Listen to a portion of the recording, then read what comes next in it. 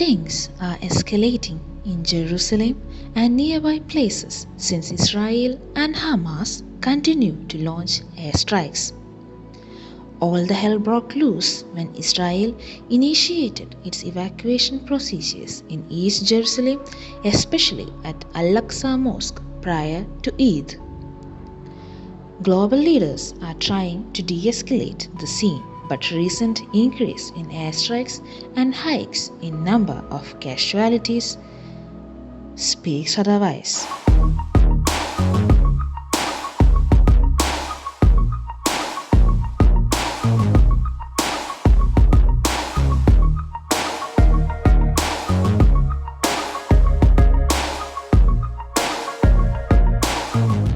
The areas that we see today as Israel, Palestine, and the whole of Middle East was ruled by Ottoman Empire. Islam was the major religion and Jews were a minority. In the end of 1800s, a movement broke out called the Zionist movement, in which the Jewish community demanded for a nation and declared themselves not only as a religion but also as a nationality.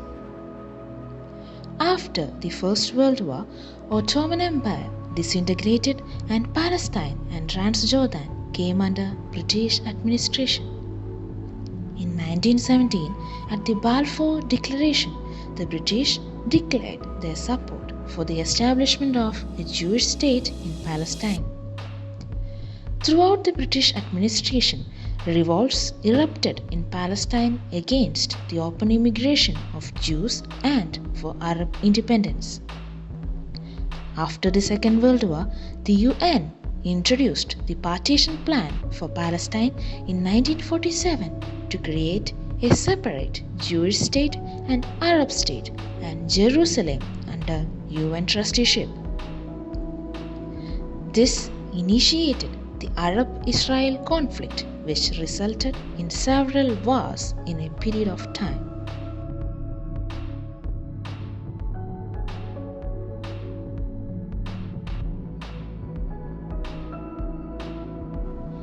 Every conflict in history has some external influences that very much change the course of it. To talk about the Arab-Israel conflict without mentioning British is absurd. The first Arab-Israel war started when British withdrew from mandatory Palestine. The neighboring Arab nations, who were furious about the establishment of Israel, formed an alliance named Arab League to aid Palestinian militias in the First Arab-Israel War. The members of the League include Egypt, Syria, Transjordan, Saudi Arabia, Lebanon, and Iraq. Some members, mainly Egypt and Syria, fell out with Israel twice, in Six-Day War of 1967 and in Yom Kippur War of 1973. Then there is the big daddies of the world who were also vocal throughout the conflict. The Quartet is a foursome of nations and international entities to mediate the Israel-Palestine conflict. It includes the United Nations, the European Union, the United States of America, and Russia.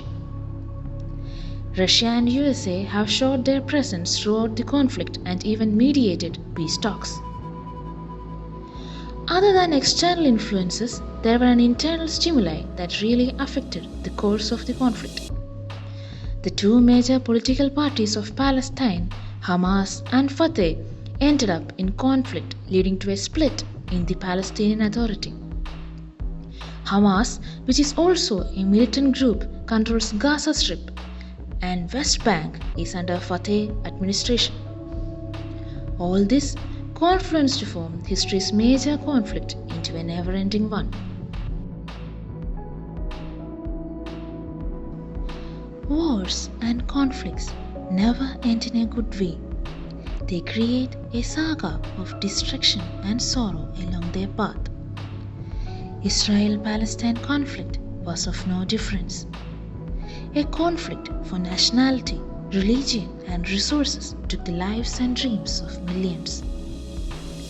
After the withdrawal of Britain from mandatory Palestine, Israel established its state and started to develop their economy, military, and science and technology.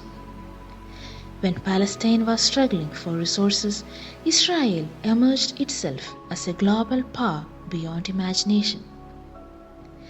This is proved in the First Arab-Israel War, in which Israeli defense forces became victorious over Arab League. They even expanded their territory beyond the partition plan of UN and captured Sinai Peninsula of Egypt, Golan Heights of Syria, and West Bank of Jordan after the Six-Day War of 1967. Arab nations lost 20,000 troops, meanwhile IDF lost around 1,000 troops. Though the Oslo Accords tried to peacefully end the conflict by calling for the withdrawal of Israeli troops from Gaza and West Bank and forming the Palestinian National Authority, an independent Palestinian government was still a distant dream. Though the war is now between Israel and Hamas, the people of Palestine still remain in the losing end.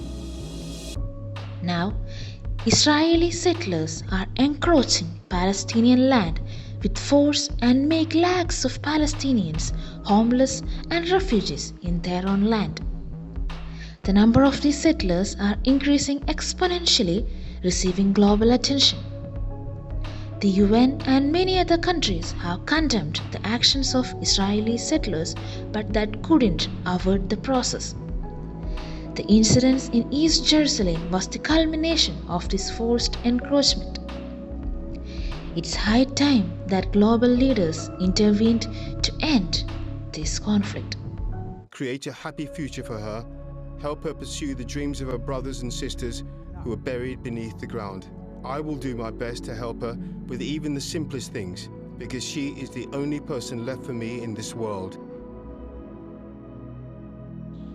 Plot twist make stories more interesting. The history of Israel-Palestine conflict also has some plot twists. Egypt was a staunch supporter of Palestine and a major opponent of Israel in the Middle East. Egypt fought various wars with Israel and even lost Sinai Peninsula for a period of time. But the tables turned with a peace treaty between Israel and Egypt in 1979 after the Camp David Accords of 1978. This peace was severely condemned by Yasser Arafat, the leader of Palestinian Liberation Organization, and Syria ended all its relationships with Egypt. Its repercussions include the assassination of the Egyptian president Anwar Sadat by Egyptian Islamist Jihad in 1981. In 1991, Jordan signed peace treaty with Israel and still continue to have a good diplomatic relation with them. In 2020, 4 Arab League nations entered in diplomatic relations with Israel, namely the United Arab Emirates, Bahrain, Sudan, and Morocco. This shows the increasing clout of Israel now in the Middle East.